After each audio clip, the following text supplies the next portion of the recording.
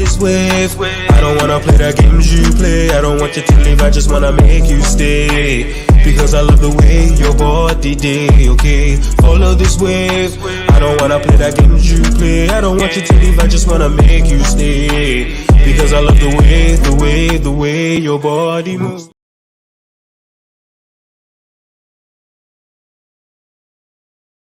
Gone. No. It's that clock that moves. The clock at the top. Okay, we're live. All right. Lagos traffic. Yep. On another Sunday. We are back.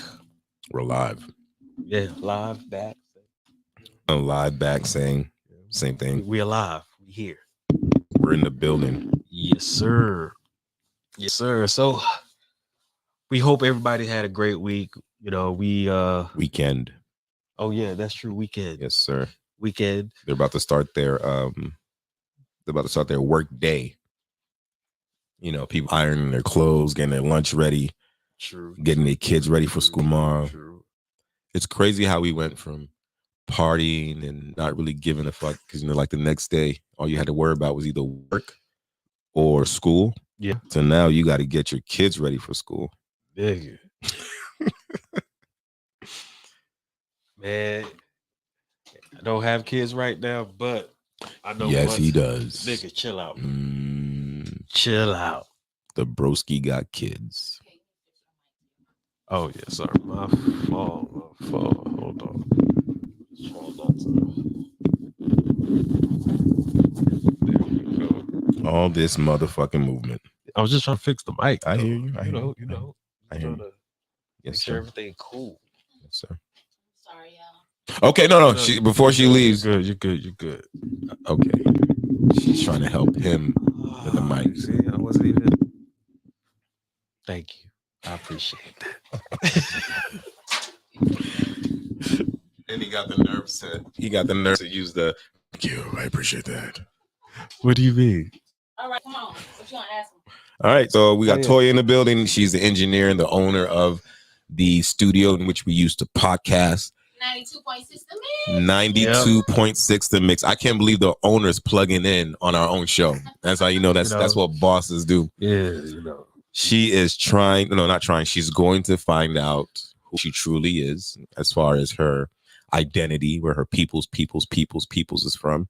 I believe that that's one of the most important things that you can do in life. I believe that that's one thing that I would never take for granted is I don't have to use Ancestry.com. I don't have to almost hear people say, well, you look Jamaican, so you're going to be Jamaican, right? Right. We know exactly what bloodline comes from. We were actually just, I just came from work. We were actually just talking about Africans. Yes. We were talking about how people can, I kind of brought it up because I was like, you know, as Africans, when we see other Africans, we can usually tell where they're from. just by looking at them, complexion, right? Their style of fashion.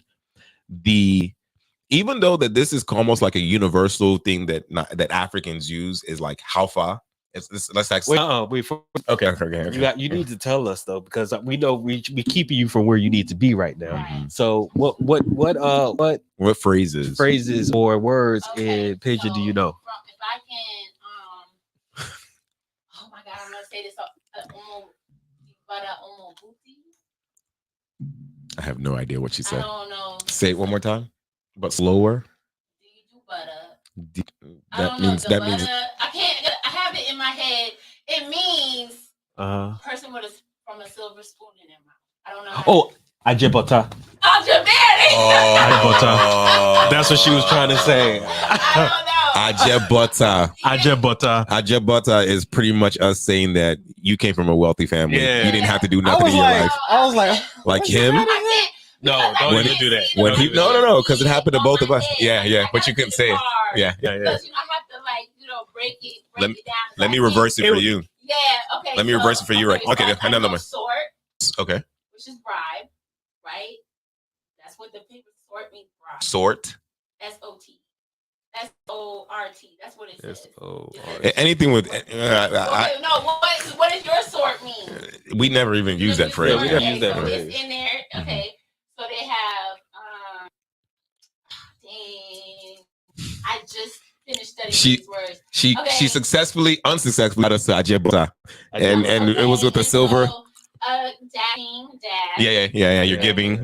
Yeah, dash. Let me dash you. Make I dash. Not dash you like 100K. Okay. Yeah. Got chop. I want chop. I want chop. Yeah, I'm hungry. I want chop. I want to eat. But when you're saying it, when you're saying it, don't say chop. Say I want chop. Yeah, you got to put the chop. Don't go to Nigeria and say, where are we chopping? They'll look at you like, yeah, exactly. What's this when they talk? Oh my God. Yeah. What else have I've learned, dang. I think it's called alaye. Alaye. That means you're enjoying life. You're rich. You're rich. Yeah, alaye. Then there's a now. Oh, and it means like exclamation mark. Yeah, like, yeah. Wow. Now. Wow. Yes, so now wow. Yes, so Now wow. Okay, yeah. Okay, now wow can go for anything. Yeah. I'm saying the right thing. Yeah. No, but All right. Yeah, so that's wow. Yeah. Now wow is wow. I learned rules was supposed to be scrotum or dick or something like that. I learned that. Just like Brokles. Yeah. I've heard that before. Yeah. Oh, yeah. But I know I because of the culture back home, you probably won't hear anybody saying that out. I've heard Toto. Yeah, Toto is the vagina. Yeah. Duru means panties or something like that. Somebody said that. I don't know if I said that correctly. Let me give you the top 5 phrases that you're going to. Not yet. You told me. See, now I'm on what I'm trying to do now. So Okay, now you're gonna go ahead. Go ahead. You can tell me the phrases later. My bad. Because there's this whole like sheet, and I just put them on flashcards, and so. But you know the sheet, like we're trying to compress the sheet into like a postcard because 90% of that stuff on that sheet you're not going to use. We don't even use. Right. Like, and you can go to the East and they use it in a certain way, or you come to the West. And the honest truth is, Yorubas, they run everything as far as slangs that are used. Mm-hmm. And this might offend people, but it's the truth. When you hear Burna Boy, even though he's Yoruba, he speaks a lot of it. His slangs are Yoruba. Yeah. When you hear somebody say "Hafa," that's no different than somebody coming up to you like, "What's good? How far?" And your response is, it has to be something universal that Nigerians know. Like for him, I'll be like, "Body day for cloth." That means I'm good. Like my body is still in my clothes. I'm okay. Or I did. Simple, Body day. Yeah, because they have what? God win. They have God butter my bread. She's going through the whole. What's that thing that they teach you? Rosetta Stone. Rosetta Stone. She got the whole Rosetta Stone. So it's a whole bunch of proku or something like that. They got me saying prostitute. Wow. Ashewo. Yeah. You're a hoe if you're Ashewo. But Ashewo. one of the things that we're gonna dive into that pissed off a lot of Africans that are like in our age group or below is the fact that somebody was on a podcast and said that Akata was us calling American niggers. And that's not what it is. That's not what Akata means. No. Thank you. But this guy, he went viral for being stupid. Because that's what he put out there. He said, when Nigerians or Africans, when they call you Akata, that means that they're calling you a nigger. No. What stopped us, black people, from calling another black person a nigger? Like, we're both black, right? We call every person that's not African, they have a name. We call white people Oyibo. We call black people Akata. We call the Asians Chinko. Yeah, that's what I'm about to say. I want Chinko. But you know what?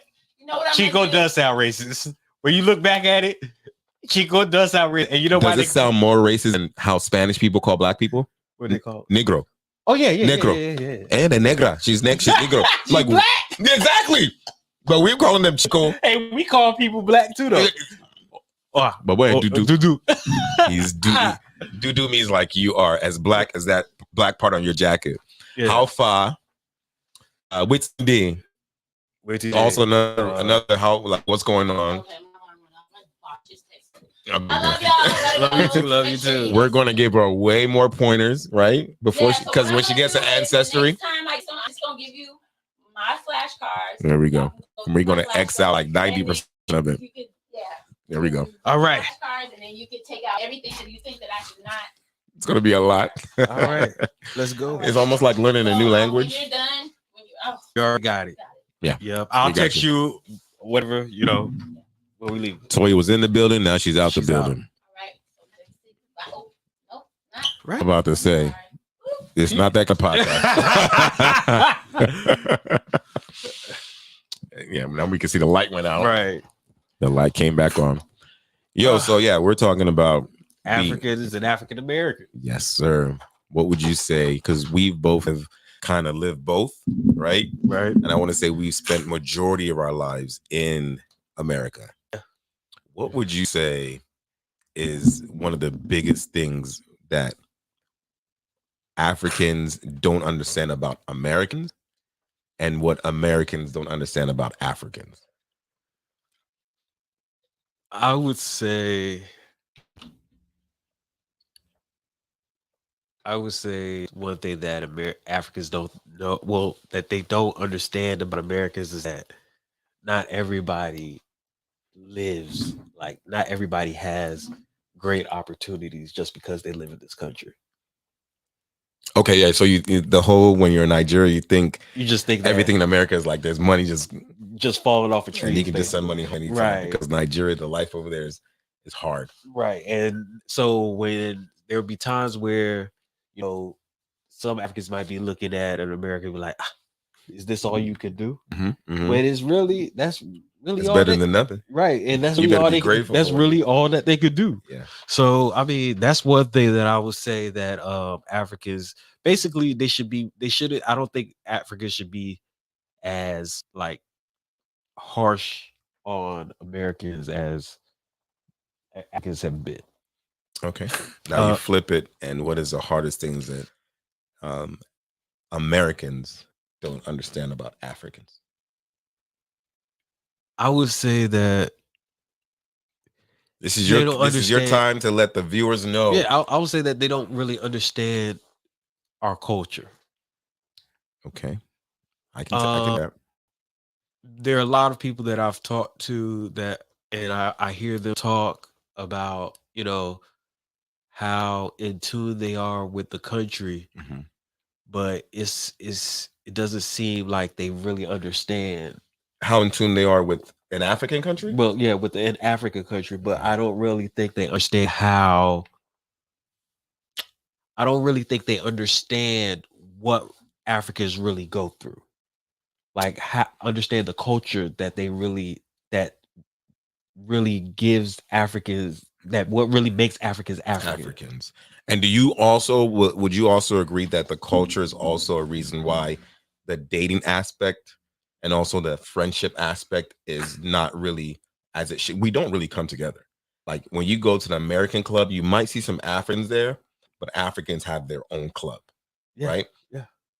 White people have their own club. Yeah. You know what I'm saying? And then you go to like an American club, and you might go to an African club, you might see like the American that love what we consider the most dominating music right now, which is Afro beats, right?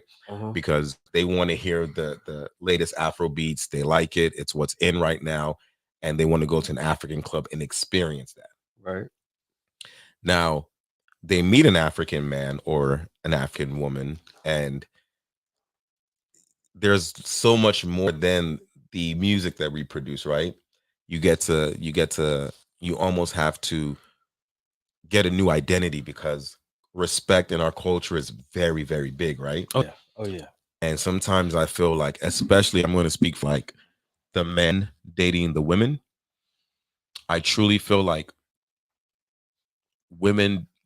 American women, they don't want to lose their identity of an independent, I'm an American, because once you are with an African, you have to almost, and it's not, nobody's forcing you to do anything, but you decided to be with this African man, right? Because what we hear over and over and over again is that African men will mess with American women but won't marry them. And no, I've never heard any African American woman sit down and ask why. Right? They just say that African men they just want to play with American women, and then when they're ready to settle down, they want to go to an African woman. if you were providing him with what he needed, then why was he playing with you? I don't think it's ever about playing. I think it's about. It's more about this. Yes, you guys are dating or doing whatever you guys are doing. Messing around. Yeah, messing around or whatever. Buying time. But the thing about, what I think the dating, if you guys are looking for a relationship, let's just say you guys are just dating. You guys aren't even in a relationship. You guys might be dating. You guys are hanging out with each other. This is the time. Dating is about marketing yourself to the other person. Yeah. You're auditioning. Basically. Yeah. So, yes, because I'm not going to lie. Africans will sit down, especially guys, we'll sit down, especially when we used to go to the club and everything years ago. We would sit down and we'll look at the club and we would see girls from America and we'd be like, damn, she bad. She bad. So we've been to strip clubs before, bro. Yeah. And they're American strippers. Yeah. And we'll be like, oh snap, they're bad. Yeah. But then when we start talking and start hanging out and everything, if you're not like doing anything to make us say, I want to keep her around, then we're not. African men, especially, are going to keep you around. Yolanda says, I should say, or she says, and she says, I was told that a lot of Africans look down on Black Americans. Why?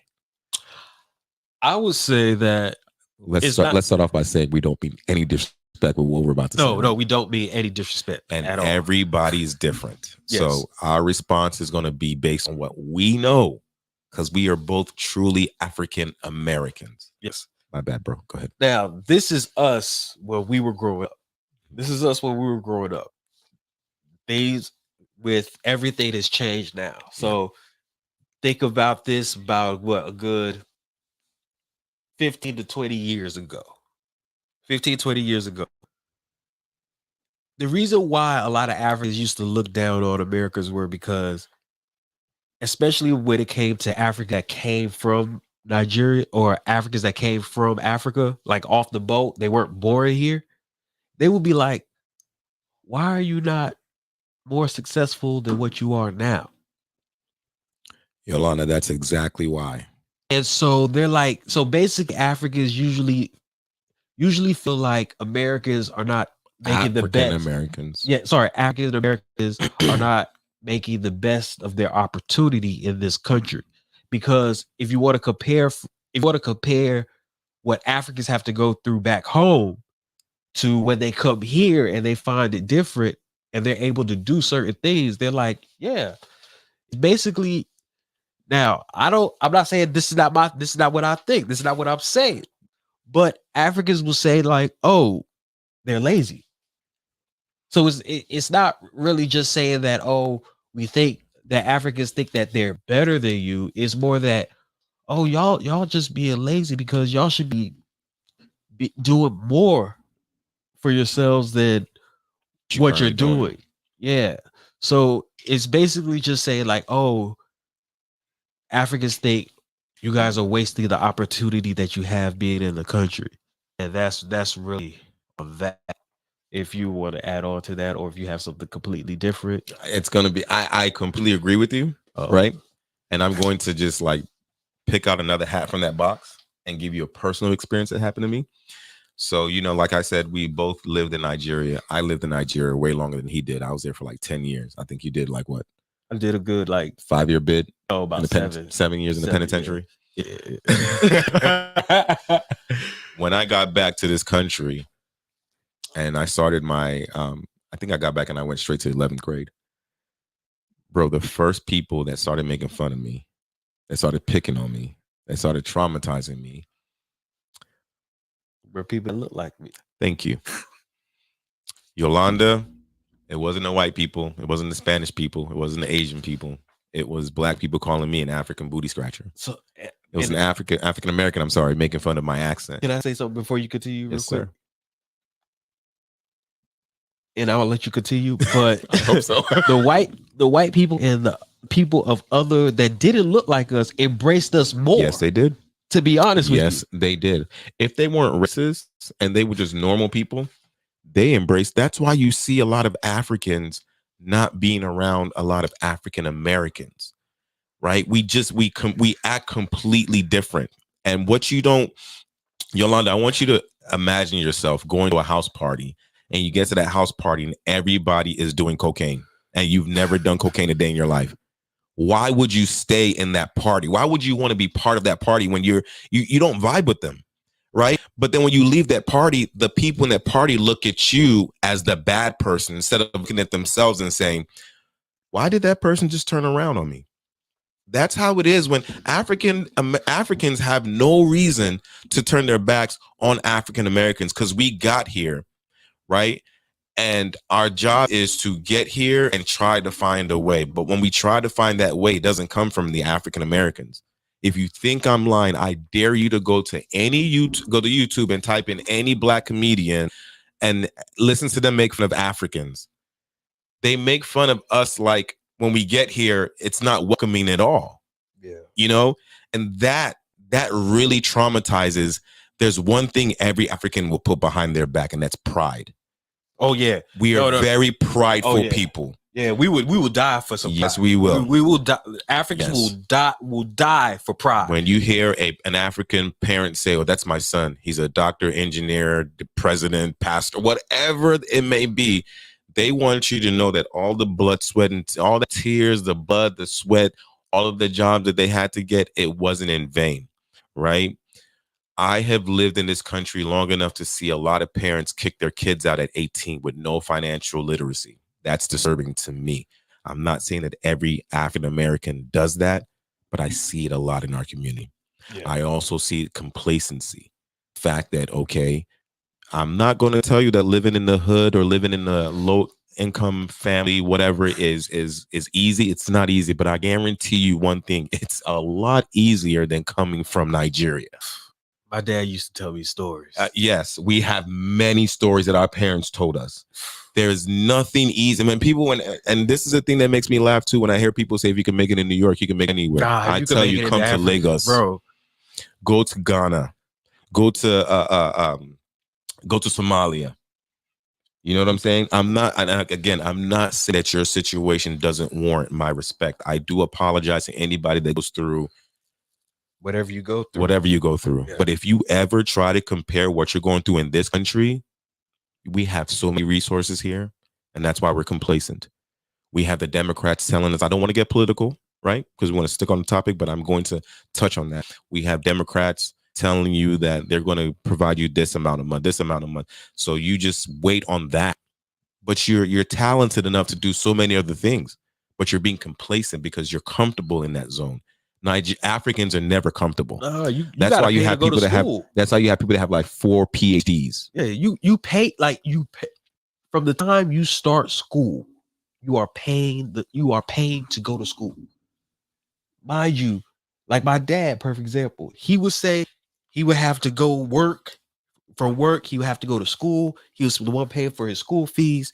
I mean, it was not only that he had to work to bring home food to help his family out. So it's when you talk about like really having to like hustle to make it, that's what they do. And so that's why when they come here, they're like, oh, you guys have it way so much better. Why aren't you doing better? And if they want to really experience the reason why we kind of act the way we do, go and live in Africa for 6 months. I won't even give you a year. Go to Africa, any part of Africa. Well, excluding South Africa, I believe you'd have too much of a Western life in South Africa, but go any place in Africa, live there for 6 months, and then you come back to this country and you have the appreciation that not just Africans, a lot of immigrants, they come from different parts of the world to try to come to a better life. And then they get here and then they see the people that were actually born into this, how they take it for granted. And we are also creatures of our community. We don't look at the white people. We don't look at the Asians. The Asians don't do that. The white people, we already know about them. The Latinos are coming here and they're busting their ass. We know this. They're doing illegal works even if they don't have papers. They're doing legal works when they do have papers. But they know the value of that money they're making. They know the value of the opportunity that they have right now. But for some reason, we don't really experience that a lot from the African American community. And I was going to comment on what please correct me if I'm saying it right. Believe, I think that's her name. Yeah. Their name. Sorry, Blev. Believe or Blev. Blev.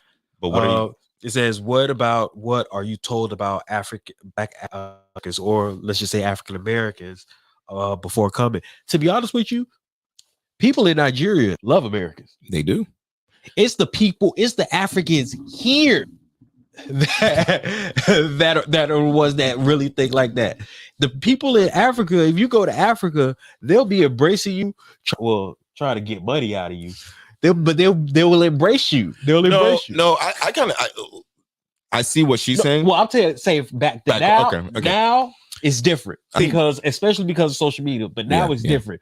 But before, like when we were kids, when we were younger, when we were to school in Nigeria, when we went there, we were gods, bro. They loved us, especially your accent, because they've never heard anything like that before. And this is the blessing of being able to travel to like continents and displaying your accent, right? Right. When you hear somebody that has like an English accent and they go to Nigeria and they're speaking an English accent, it's somebody that's never even left Lagos or the village. You don't hear that. You don't hear that for that. Hey, bro. I remember when I had to go bury my grandma a couple of years ago, almost a decade. I don't know, it's like a couple of years ago. I had to go bury my grandma. And one of my cousins was trying to unlock his T-Mobile phone, and they couldn't understand a word he was saying because they're asking him like, "What's the serial number?" And he's like, "The serial number is 554." She was like, "I can't understand what you're saying, bro." The moment I landed, he gave me the phone and he said, "Can you talk to him?" And I talked to him. I started off with him. By the time I was done with the phone calls, like 8 people just looking at me in awe because of my accent, because of me just talking. I went to the village to go bury my grandma, so everybody was acting all. But let me get what she. I want to almost cover what she also said right there. Okay. What are Africans being told about Americans here? Right. And I want to introduce the media part, and I want to almost see if I'm touching what she's trying to say. That Americans to a lot of Africans are scary. What we see on the music videos, what we see in the movies, what we see on Instagram is what everybody sees, right? So imagine you not being in this country and you're in a different continent and you log on to your Instagram and you go to, let's just say you want to go through Lil Durk's. I think Lil Durk has cleaned stuff up a little bit. Let's just talk about like a real gangster that's out there. You see them with guns, you see them with their bandana. And then the perfect example, if they watch the movie Snow in the Bluff. Oh yes, is this on Netflix? I think so. Even though I don't think they discredited that. They said it was all fake anyway. Right, it was. Let's be real. It was fake, of course. It was message. The shit had his message. Yes, it was funny though. I ain't gonna front with you. Yeah, Josh, you feel it too. When you first got to Nigeria, you opened up your mouth and you had the American accent. Everybody thought that you was like a celebrity. They wanted to be around you. You know how many females? Even if there was like a Nigerian that had money, he had the nicest car, you go up to that same girl, eyeing the guy with the nice Range Rover, and you just open your mouth like, "Hey, how you doing? Where are you from?" Man, bro, I'm about to tell you a story, bro. Like I just came from America, But let me tell you the story right quick. Okay, go ahead. When I was living in Nigeria, we had this lesson. You're always learning in Nigeria, right? When school's over, my mom's sister and aunt had signed us up for this lesson. And we were going around the class saying that what we did for the summer. Why did he had the thickest Nigerian accent too. They asked what he did. He said, "I went to London." Bro, somebody yelled out, "Oh, what part of London? My dad lives," he said, "Philadelphia." He didn't say Flea. He didn't say Philadelphia. He said Philadelphia. And they used to lie about going to America or England, bro. Just so they can be like they cool. They wear like fake outfits that they bought like down the street, and they say, "Yes, my mom went." Yes. Like, yeah, my mom went. We went to Italy. Why? There's no fucking TH in Italy. Italy. Bro, I'm not going to front with you. I used to use that shit to be an American. I used to use that to your advantage. Yeah, of course. Like perfect example. Especially in Nigeria. My uncle. He had a friend who was our next door neighbor. Here or in Nigeria? In Nigeria. Okay. Man, I had the biggest crush on her. And so, how old was she? In her 20s. And how old were you? Was this like? I was like 17, 18. Okay. 17, 18. I thought you about to say it was like 14, No, 12. No. I was like 17, 18. All right. And I was like trying to really get with her. And she was flirting with me back though. And I used to accept it. You used to throw it right back at her. Yep. I used to accept it. I used to be putting my head on her lap. She used to give me kisses and stuff like that. In your mind, you was in a relationship. Bro, I was in a relationship with that girl. I ain't have to do nothing but be American. I had to do nothing but be American. They think you're from a different world. That's what I'm saying. We have the luxury of hearing every accent because we live here. Yeah. You hear a Spanish accent, a Chinese, Asian accent, an African accent, a Jamaican accent. Yeah. But when you have people that have never left Nigeria and you come there and they've been hearing about you for years, but then your mom and your dad says, oh yeah, he's coming next year. And then you land and then she sees you. And she's like, oh my God. What did you bring us? Yes. Open your suitcase. What's inside there? What did your mom bring for us? Chocolates, cookies. Biscuits, they call it biscuits. Biscuits. Because they follow the English. English, yeah. Yes. Yeah. Biscuits, candy. They call it sweets. They don't call it candy. Yeah. Sweets. Do you have any sweets? But when you get to Nigeria, the Nigerian food that you can't really find here that's as authentic is crazy. So you feel, well, I'm just going to say, I feel like one of the biggest boxes you covered, you said the culture thing is what really separates us really wanting to settle down with an African-American woman. Because can you give an example of what an African can experience with an African-American woman that might like completely fuck up the deal of taking it to the next level? When you're so, what's the word I'm trying to think? When you are strong-headed? Yes. When you're being a black woman. Huh? A race. Huh? When you're being like, you're strong-headed. Yeah, but it don't have to be a black woman. Well, we're talking about black people. Yeah, but I'm just saying, just women in general. Just saying women in general, because we're not gonna put that on black women. Not all. We're not gonna make it seem like black women are what's the word you just said? Strong-headed. No, because that could be. You don't have to be black and a woman to be strong-headed. He's right. My bad.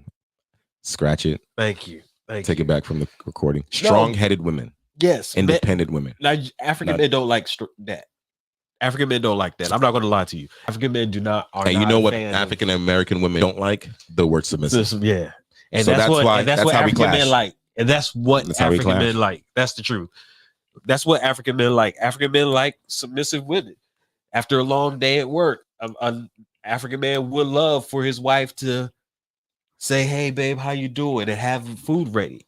And Sin, in the comments, she made a point where her saying that she knows the second generation of Africans and they're more understanding of African Americans. I agree with you. We are way more understanding than African Americans than our parents were, right? Because our parents didn't want to hear. No. They didn't even want you bringing an African American to the house. Who is that inside the room? The first, what's her name? And then if you say something like, her name is Keisha. Just Keisha. Get out of my house. Or you say her name is Shion. What's her father's name? What church did they go to?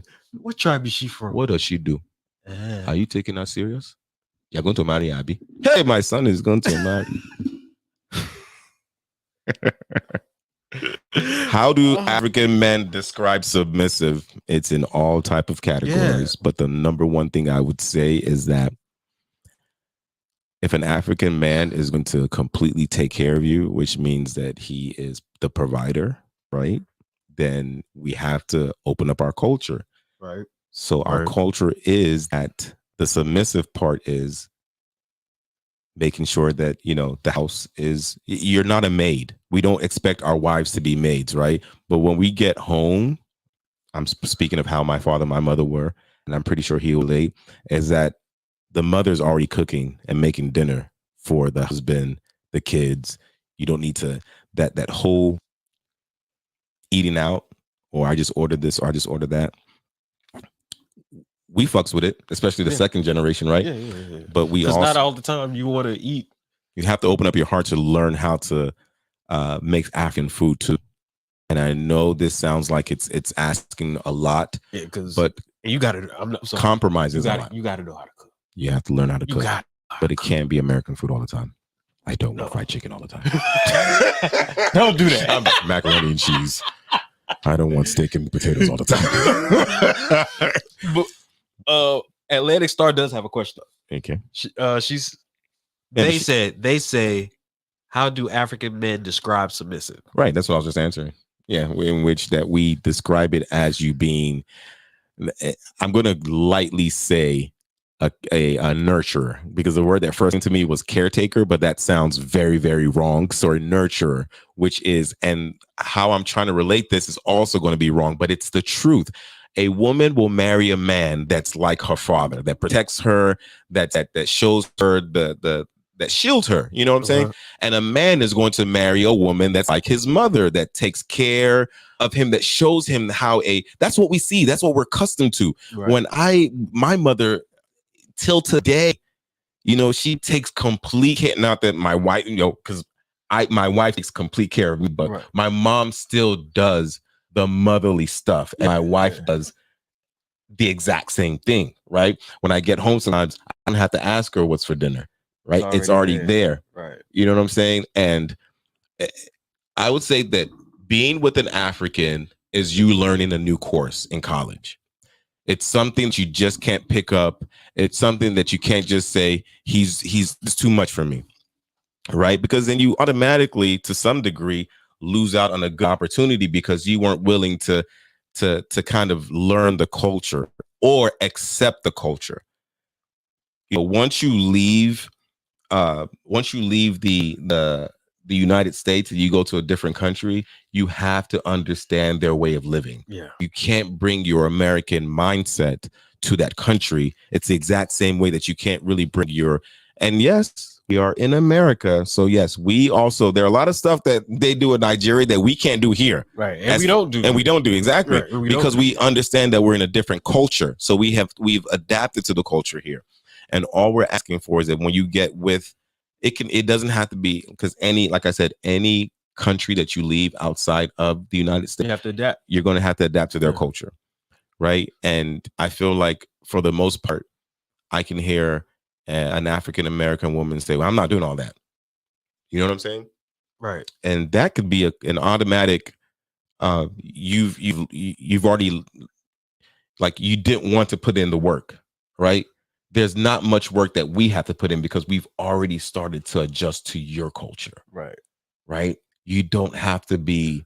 There's another thing that we kind of pride ourselves on in Nigeria is you would hardly hear an African woman screaming over her man. Right. I'm not, when they get in the house, it probably happens. It may be in private, but never in public. It's never in public. And that's a big turnoff for African men. Yeah, because I will agree, because men are about, especially African men, they're really about pride. Because every guy wants look, I'm sorry to admit, but it's true. Every guy wants a woman that he can brag to his friends about. And then when he brings her around, and you're not a prize, you're not a pet, you're none of that. But it could be the opposite. But it's about us being proud. When she brings him around, it's about us being proud that we got you. Yes. It's not more of us trying to show you off as like an item. It's more of us being like, look at the quality type of woman I got. So that's what I'll say. And I'll also add something to what men also consider like submissive. Mm-hmm. A lot of people think it is about being a slave, but it's for us. I'll say, especially for me, it's about me saying, if you're submissive, it's about you saying, I trust him enough to let him lead me. I trust him enough to let him lead me. That's what I think that submissive also like embodies also. That's just saying you trust me enough to say, hey, wherever you're about to go, I believe I believe everything's going to be okay. It is foreign to I'm answering Believer Blev's response by saying that's not foreign to Black American women. All Black women aren't anti-submissive. You're right. You're right. Absolutely. I never said that. I'm going to give you another picture kind of look at. Whenever, before you did your research, when you were hearing people describe Africa, be honest. what were they describing Africa to be? Oh, we on trees. Lions. Well, I mean, it was recently just happened. I sent it to you, didn't I? Think I sent it to you. So if you were to line up maybe 100 African Americans and ask them to describe Africa, they will come out and give you that type of response. So what we see on TV and the media and all this other stuff is African American women not really being submissive. So but we're not saying that that's all African American women. Right. You know, some African American women are married to Africans and they've been married for a very, very long time. Now, Kevy Kev asked, what are some of the things that you can do in Nigeria, but you can't do in the US? Where you are in Nigeria, you are the king of your castle. I'm not saying that to say that you can abuse your wife or you can do that, but you are literally the king of your castle. And then you are the... I do think Africans get a lot of bad rap when it comes to that, when they just think like Africans just be beating on their wives. Yes, they do. Because of how they see how submissive some of these African women are to their men. They're like, I can never do that. I'll never do that. Not all women. I mean, to be honest, I'm gonna be real with you. Women are more cherished than men in Nigeria. It's just that men are they consider the leaders, but like perfect example, they tell you never ever talk back to your mom, because if your mom curses you, it's over. They don't say that about dad, because we just know dad go to whoop our butts. Yes. But when they say, when your mom says you will not prosper in life, just end yourself there. God forbid, don't end yourself. God forbid. But I'm just saying, like, it's over. It's over. Like OVER. Yeah, we in Nigeria, and I don't know about other African countries, but in Nigeria specifically, women, you don't mess with mothers. You don't mess with them at all. That's a good question, though. What are some of the things that you can do in Nigeria but you can't do in America? Easy. Well, let's just say, perfect example, because the Africans don't believe in emotional damage. Mm-hmm. So, perfect example, like let's just say there's a disagreement, and it comes to the extent where I'm just yelling at you. Like, I'm really just yelling at you. You could hear I get in trouble because I'm emotionally abusing you. Oh, yeah, definitely. Yeah. In Nigeria, there's no such thing as emotionally abusing. No. They will call you, you're a fool. You're a bastard. You will not prosper in life. What is doing you? Is your brain okay? Is the devil having sex with you? What's going on with you right now? Wow, bro. Yeah, I've heard that before. But Jesus. they didn't say it. You went on a rampage, but they didn't say it like that. They said the devil knocking, what's doing you? Mm-hmm. That type of stuff. Yes, so sir. So because of Africans have a certain mentality, especially when it comes to mental health and all that type of stuff, yeah, stuff like that will fly in Nigeria. I also think Nigerians or Africans period are just built differently. We're accustomed to our culture. Yeah. There's no way we can explain this other than either A, go to Nigeria and see it, or B, go on YouTube and watch a whole bunch of Nollywood movies, Nigerian movies, and see how women they cater. You know that song from Destiny's Child called "Cater to You"? Yeah, that's what they do for them. My mother did it for my father. My grandmother did it for my grandfather. Same with him, and we can go on and on and on.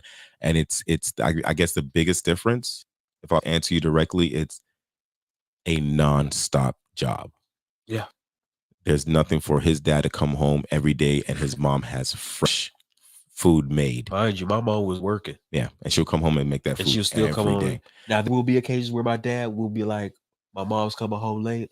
Okay, I'll make some food. Exactly. That's compromising, right? But for the most part, especially if you live in Nigeria, the women actually didn't work like that either. It's the men that we were the ones that got there and make the money. So the women, like I said, they are the caretakers and nurturers. I'm not going to try to slide in like house help or maid. It's none of that.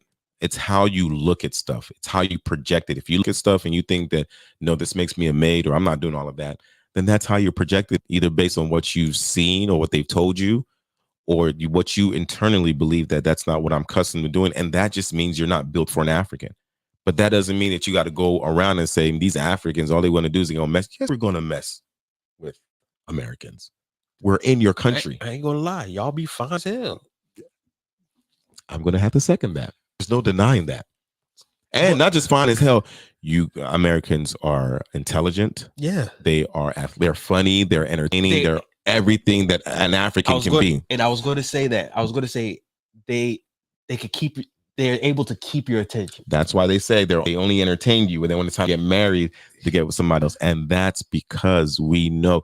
And like I said, or Yolanda said, Yolanda's best friend has been married to her husband for 15 years. And I'm going to believe that her husband is African or Nigerian. So it's possible. Yeah. Not that it's possible. It happens. But I do think it is easier for Nigerian women to get with American men. Though. Yes. Because because Nigerian or the African woman is automatically just going to, well, she can. I don't want to make this assumption. Yeah, I don't want to make it seem like it's everybody, nor do I want to say that's generalized. But it's because in Nigeria, whenever a woman gets together with the man, it's the woman that puts her life into the man. Like she assimilates her life into the man's life. Yeah. While the man usually still keeps his life in the sense of he still does like work. He still has to be, his life doesn't really change. We're still old school, if you want to put it that way. Yeah. Where the man is the one making the money and we want our wives to be at home. Right. So the woman is usually the one that's going to change her life to a custom to be built for the man.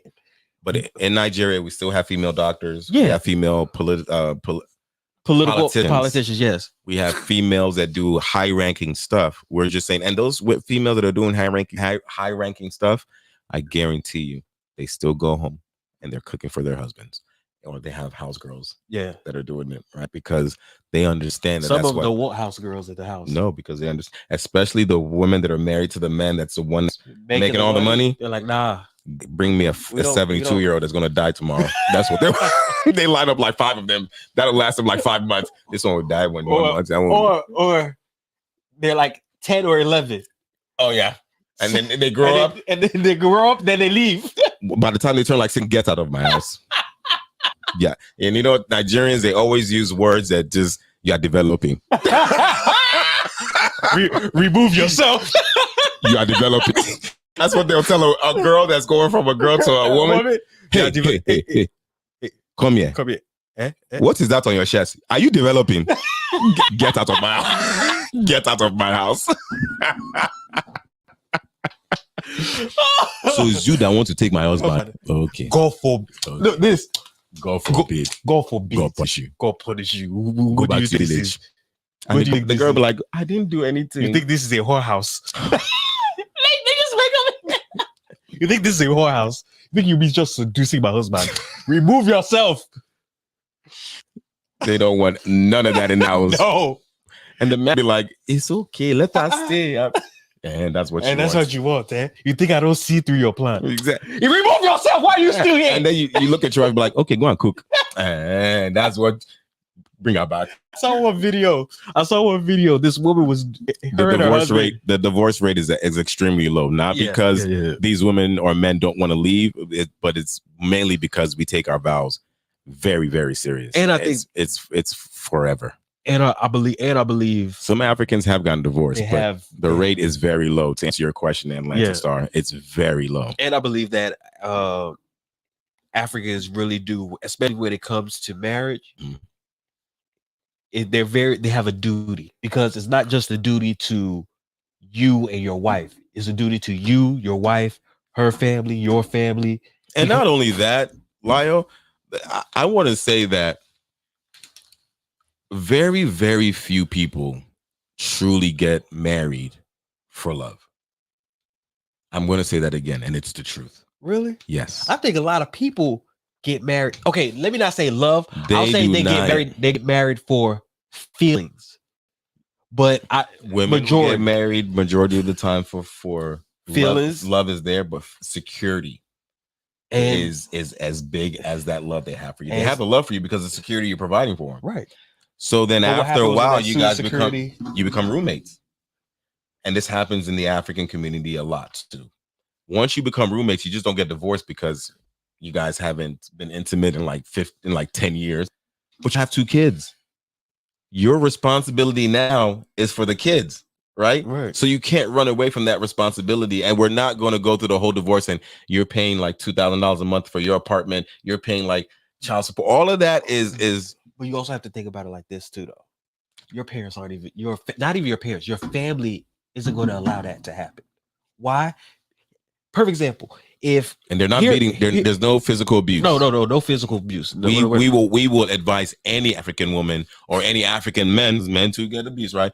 To walk away from that situation. No, we're just talking about like you guys are saying, I don't love him anymore. Exactly. That type of stuff. The feelings are gone. Right. But there's perfect example here. If you or your wife are having a dispute, let's just say you're American, you guys are having a dispute, you go to your mom's house, your mom is going to be listening to you. She might even be egging you on to say, yeah, you should leave. Call the police on that nigga. Right. In Nigeria. In Nigeria, you go to your parents' house, they'll be like, why are you here? Or they'll call a family meeting. Right. They're all going to But majority of the time, they'll be like, why are you here? Go talk to your husband or go talk to your wife. Don't talk to me. Yes. You're no longer my property. Your husband has already paid us the bride price. Diary. Yes. 3 tubes of yam.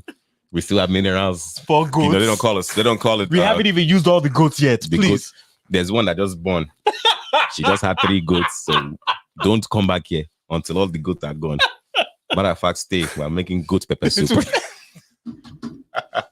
Actually, go call your husband. He should join. Tell him to come. You should join. Nothing is as smooth as we anticipate, especially when because you meet somebody, right? And you have those butterflies and you're in the honeymoon stage, and then you look back and you guys have been together for like 10, 15 years, and you both decided to let that spark kind of just like die down, right? Yeah. You either got too busy and you accepted being too busy. There are people I know personally, they're both doctors. They both travel all the time because they don't want to lose why they wanted to get married towards each other.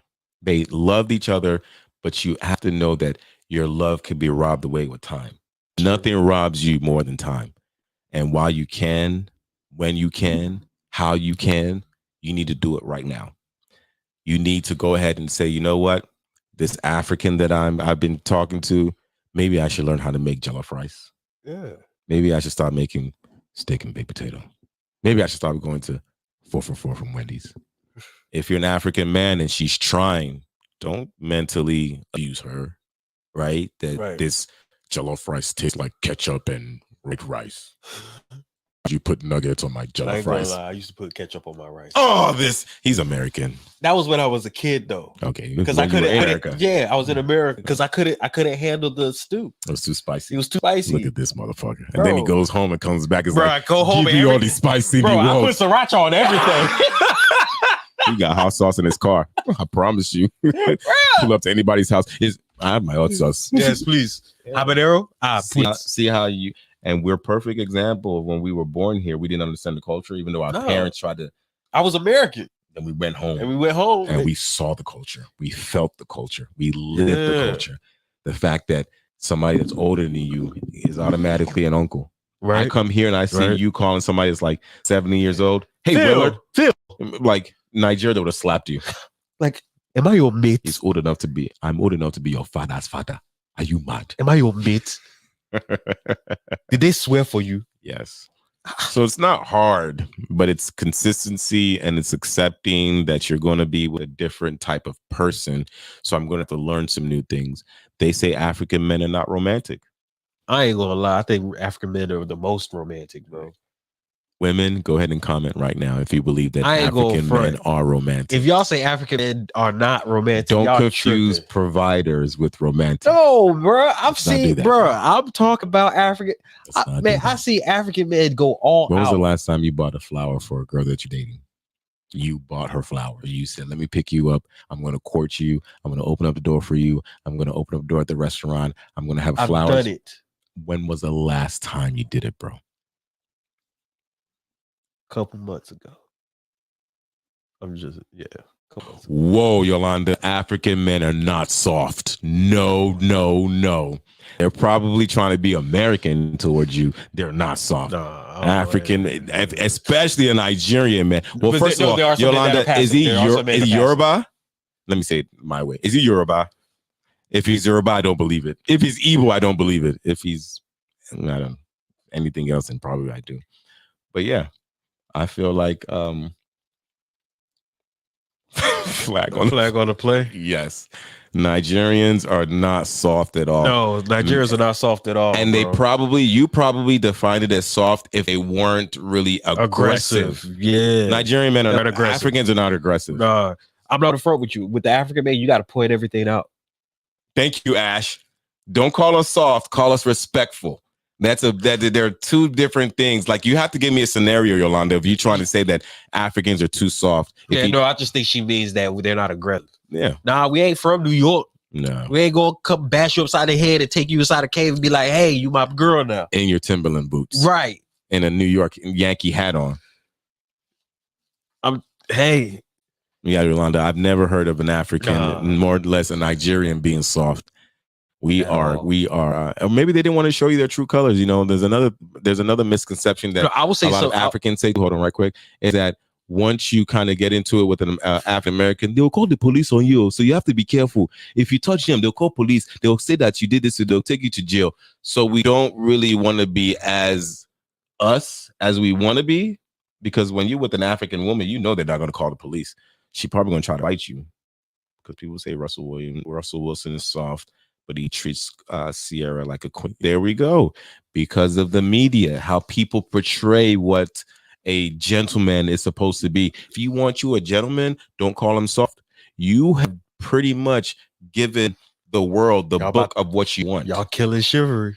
Y'all killing it. And then when it's not there, you call us dogs, right? But when we want to be, that's why I asked him. I said, when was the last time? Because I can't even. Well, I can remember, but but it's like, if you are doing it, are you 100% sure that she's receiving it as a good gesture, or he a cornball? You know what I'm saying? Like, why is he doing all of this stuff? Yeah, because you are trying to be a gentleman. Yeah. Versus, you know what? I'm not gonna get the door. I'm not gonna do all this stuff, and then she still is gonna get on her phone and say he ain't shit. I mean, he couldn't even open up the door for me. He couldn't even try to get the chair and say he didn't do none of that shit. Did he pay for the bill though? Yeah, he paid for the bill. That's all that matters. We ain't back there washing plates. Exactly. That's why there's a movie, Mel Gibson, called What Women Want. It's an old movie, but you go watch it, you can kind of understand that is that the one where he was able to read the thoughts of women? Yes. I remember that shit. Yes. You know, they did a female version of it. I'm never going to watch it. I can't remember what men think is very easy. It's so easy to secure a man. It's just a lot of women, sometimes they do too much. Or they try to go to a battlefield and clear out all the people that were around his life so they can be the only one there. This is what I'll tell you. I'll tell you this about men. Men love peace. A lot of peace. Men really do love peace. If you could bring men peace, you'll be fine. I was watching a TV show, and these two people, she moved to a different country to go be with him, Turkey to be exact. And she had never lived with him. And she gets to his place, and he has a game room where he goes in, he decompresses, he plays his PlayStation. She hated it. I can't date a man that plays PlayStation. It's so immature. It's almost like they don't understand that the video game is as a stress reliever for you as it is them going to go get their nails done. Because, you see, how is that childish? And the thing is that you have to also have to realize a lot of the so-called exciting things that men do, we do it for you.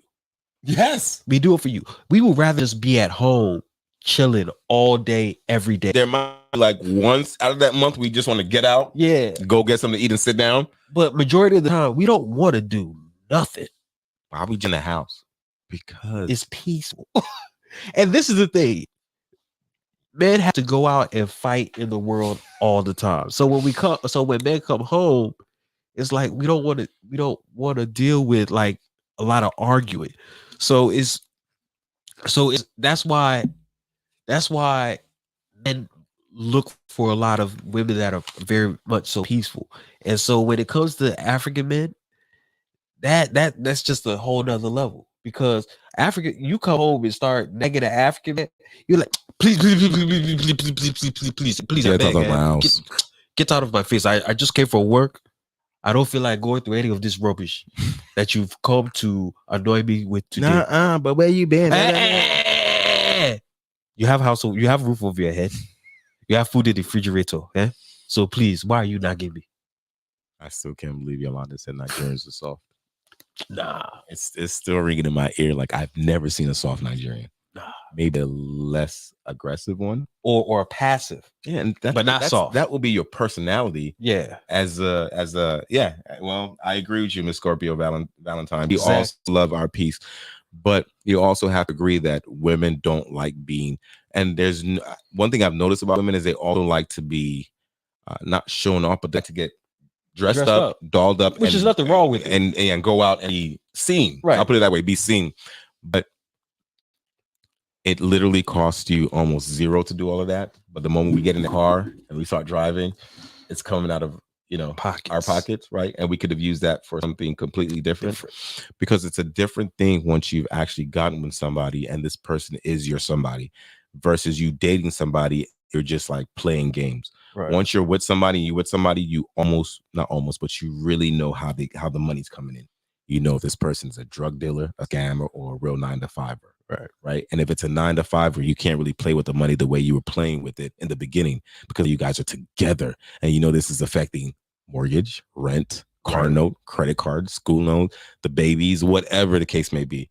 So you wanted to be a bad bee and go to the club and go to VIP or go to the nail salon or get your hair done and your hair costs like $400. We can do that, but we can't do it as frequently as we were doing in the beginning. Things have changed, right? And if you can understand that, then you have a bigger appreciation for the days that you come home and there's a gift waiting for you, because you know what we've been through. You know that we are no longer. We're trying. And a lot of women, because they know that, you're trying, but I can go to this other guy and he can, buy me like Fortune purses, or you over there buy me Gucci. Don't do that. Broke ass. Don't do that. You over there go to Gucci and you go to a payment plan. You broke ass nigga. He buy me four Chanel purses. That's everything you're saying really does hurt. Yeah, it'll hurt a man. That shit hurt, bro. This is like this is exactly what we're dealing with right now. Is the fact that a woman is looking at you, giving her Gucci, and she's like, he can get me Chanel. Yeah, the fuck I want with you. But you get to that person that's gonna give. If you're giving her Chanel, then you're not giving her no Birkin. You're probably giving her a knockoff Birkin, a Herkin. We're dealing because I ain't working. Can you imagine signing a credit card for like? Nigga, I'm selling a house to get that bag. You selling a house? You better sell a kidney with the house and your motherfucking car. Matter of fact, fake your death, get life insurance. That'll pay that off. She'll be happy too. Like, they'll be like, "Where you get that?" He died. I had to die, but I was resurrected. This I just go, no, you died for real, just so she can support it. And this how she's gonna be walking. You like it, huh? Living in a motherfucking 1-bedroom apartment. Priorities too is the thing that I believe that is a big difference in our culture, is that our priority is a lot different than some of the African Americans. I would say our priority is more family oriented than what it is. Our priority is education at first. Oh yeah. That's as important as you breathing, because we know that with education comes a better job, a better opportunity, a better living. Yeah, one of the most famous Afrobeat artists, his dad was like, "You got to finish school first." David. Yeah. His dad was like, "Nah, you gotta and his finish dad school." Owns a university back home, right? So you said you got to go to school. You're talented, but my G, you going to finish. I need a plan B. Right? You know what I'm saying? You got to go to school. Education is very, very important. It doesn't matter even if you went to a gas station today, you played a scratch off, and you won 10 million. Your dad, if you're African, your parents, if you're African, they still expect you to come home with a degree. Yeah, because they're gonna be like, "What are you doing?" Yep. They don't care that you have the 10 million. They want to be able to tell their brother, their sister, their friends, their pastor, their church members, their mosque members, "Oh yes, Lyle, yeah, it's like 2 degrees. Wait, but if the money is big enough, Damn. bro, if the money is big enough, Yeah. they'll be proud of you either way. Yeah, proud, but they want you to get that. Oh yeah, education. they still want you to get the education, yeah. but they will forget about here- that. They will forget about But that education, here, bro. Here, you 18, you graduate from high school. There's no pressure to go to college. There's none. You can go and get a job anywhere, and you're in that job that started off paying you like, I don't know, 15, 20, whatever the case may be, but you don't have that education that kind of expands beyond what you learned in high school. Well, not for everybody. Some people are very intelligent. They don't need, like, if you were born to be somebody that created, like the Facebook guy. Yeah. Zuckerberg? Zach Zuckerberg. No, Yeah. it's not, I don't think his first name is Zach. Oh, well, something Zuckerberg. There we go. But whatever, you know how many times I wish I could just go back in time and just steal his idea and just invent Facebook, bro. That's too much work. I just want to invest. I wanted to be in the room with him and be like, what do you guys want to eat? I'm going to McDonald's right now. I'm getting you anything. and then when he's about to lunch, he'd be like, you've been there for us from day one. I'm going to give you 2% of the stock. And at the time, I'm like, but I want to be part of the company. Be like, bro, come back in 10 years and this will make complete sense. And then 5 years later, I see that 2% is worth like 25 million. And then like 10 years later, that 2% is now worth $1 billion. And all I did was I just gave them McDonald's and I was there for them. When you're doing the whole work, at the time, I wasn't really into technology as I am right now. Uh-huh. So still in the patent means that you have to find somebody that's going to do that, which means that you had, No, he was only no. I'm not saying, I'm saying still his idea. Yeah. That so means that you I mean, must like, have the patent. no, but I'm saying that. What about Amazon? No, what I'm saying, this is what I'm saying. Listen to what you gotta listen to the scenario. I'm me right now. I go back in time. Talk to myself like, look, bro. Facebook going to be big. I want you to invent this shit before anybody ever think about it. So you're back in now, right now. Right. Let me ask you this question while you're there. Do you have any technical skills to build that Facebook? No. So how are you going to build it? You're going to go find Zach Zuckerberg knocking on his door, the only black person in the neighborhood? If they don't shoot your kneecaps out first. You see how this scenario? I didn't even think about it. How the scenario plays? He got me. That's why I said he got me. I didn't I'm even going to think be about that one guy that if I go back in time, I know what his face looks like. I know what school he went to before he dropped out. I'm just going to run into him. Okay, then I would do it for Drake. Then I would just go back in time and steal his idea. Then. I don't give a fuck about Drake. But Facebook I'm just saying can money. buy Drake. But I'm just that's not. Oh, you think Facebook can buy Drake? Facebook money versus Drake money? Drake got money. Facebook is $1 billion company, No, you're right. bro. You're right. Even if I was expecting you to say Tesla. No. I was expecting you to say Amazon. I was trying to stay away from technology. Amazon. That's still technology. No, you're just shopping online. But it's eBay was already there. But you're going to come up with Amazon. And I would still have to find somebody because I don't know. I didn't know how to set that shit up. The fact that eBay, there was nothing. The only thing that was like Facebook that was out was MySpace and Black Planet. I think back in the day, Black Planet and MySpace, they were there. But when Facebook came out, you could only use your college degree, your college email. That's to true. register. Yeah, that's true. So it made it very exclusive. Right. That was very technical. You had to get permission from universities to allow permission to use it on his platform. But I would still need somebody at Amazon. that time. All you needed was a motherfucking username, password, and a credit card, and then you just get the. No, I'm talking about the setup, the whole. That's what he infrastructure. did. Clients came there starting to register to sell on his platform. That's all he did. I'm not saying that it was that easy, but he created. That's what I'm saying. That's what I'm saying. He created a platform. Okay, so created eBay. eBay was created to bid and buy things at an auction online, right? Right. It's not easy. No, it ain't. Because a lot of people got scammed. That was when people will say, take it off the auction. I'm going to send you $500. My cousin's in Africa. He's going to ship. Or sell you an airport like some people. Oh, God. How dare you say Nigerians are too soft? How dare you say Nigerians are too soft? But we're selling airports. Airports to countries. Come on, man. Should I remind you who Hush Puppy is? Who are we? Should I remind you Hush Puppy that was getting COVID-19? Do you know who we are? Do you know who we are? Hey, they just don't know. We're not soft. We're just not aggressive. Right. Not aggressive. No. And you'll find that in any category. Asian men, but I black think men. I do think, except from men from the island. The Jamaicans. Oh yeah, them Jamaican niggas like are the real that niggas. A in Jamaica that keeps on coming up is for aggressive. Aggression, aggressive. Wagwan, we know have. Go to a Jamaican restaurant and go get some. We know have. Is that the only thing you know? Can I get some oxen? We don't have. Can I get some? We don't have. Can I get some beef? We don't have. Really? Why y'all open? We don't have.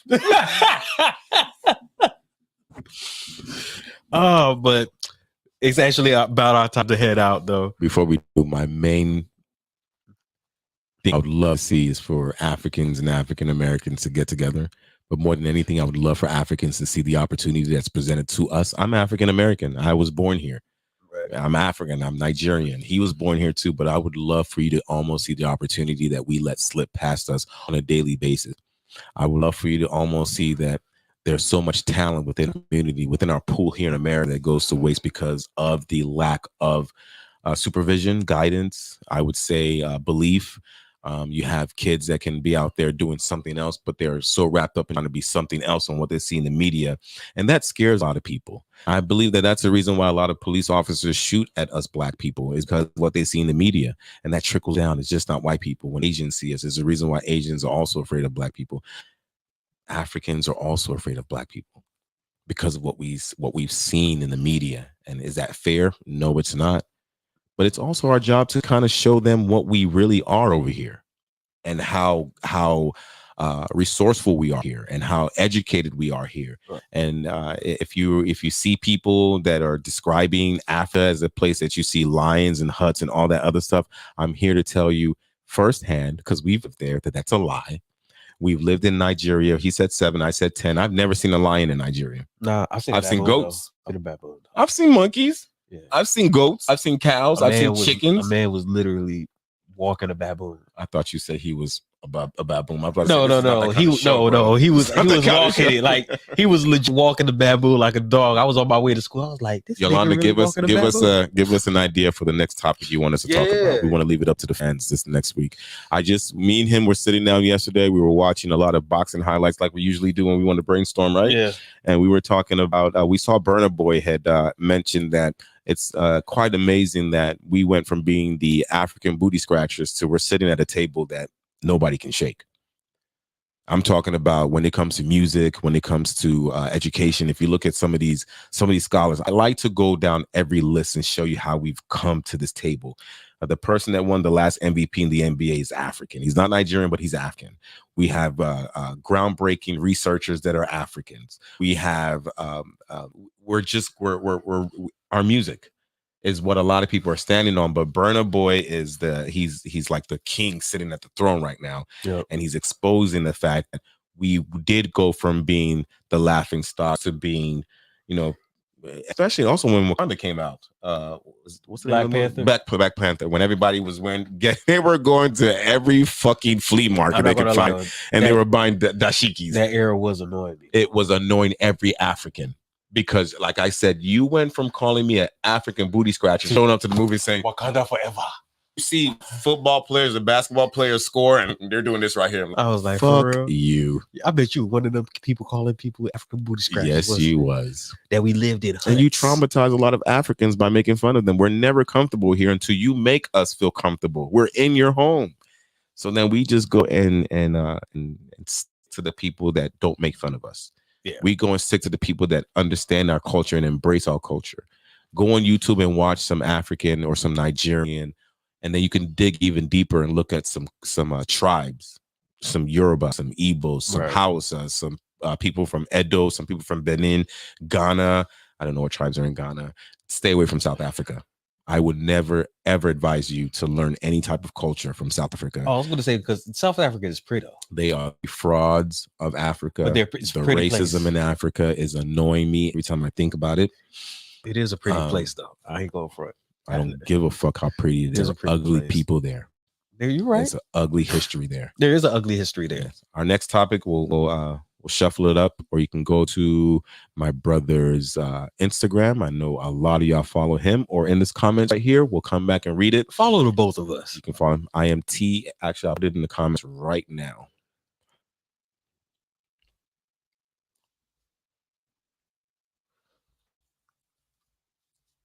Follow my brother. But we'll be back next week. I appreciate all of you. Yolanda, you were great. Josh, you were great.